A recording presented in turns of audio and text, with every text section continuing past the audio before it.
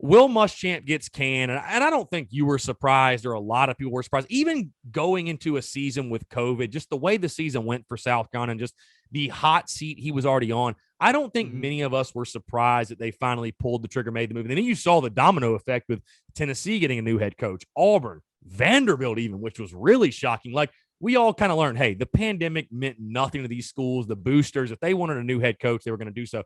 But I'll ask you, going back, though, when this happened and South kind of made the move, the popular names that came up were Hugh Freeze, Billy Napier, Jamie Chadwell over at Coastal. What direction, I guess, did you think South Carolina was going to go, and how surprised, if surprised at all, were you that the Gamecocks hired Shane Beamer? Yeah, I don't know if I'd say surprised, but because I think it was Mike Uva, who I think he does a hell of a job covering the program and Yeah, Mike everything. does And one hell of a job for sure. I think he was the first one to come out and say, they're looking at Hugh Freeze. And, I say Mike does a great job, and he does, but I think that was mostly coming from old Hugh Freeze, because every damn job that's open, Hugh Freeze is a candidate.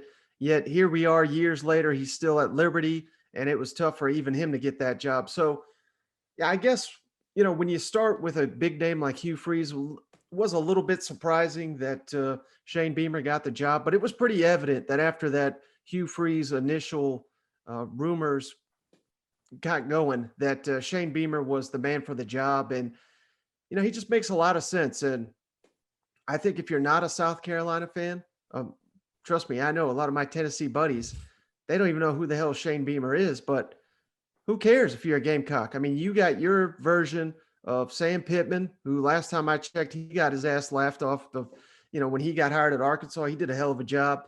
Coach O, there's still people, can Coach O really coach? Well, my God, he's got a national championship. He's 1-1 against Nick Saban the last 2 years. That's a lot better than most people. And of course, I won't even name the idiot in state, but I mean, he's kind of like Shane Beamer. So, you got to do something different. And I don't really understand why it took the SEC so long to stop saying, well, the way we're going to beat Nick Saban is we're going to hire a Nick Saban guy, and we're going to have less talent and a less capable coach, but we're going to copy the blueprint, and maybe that'll work, because we've seen time and time. We've seen it at South Carolina. We've seen it at Tennessee.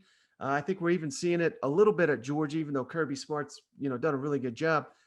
That just ain't going to cut it. So you got to do something different. And I applaud South Carolina for going in that direction.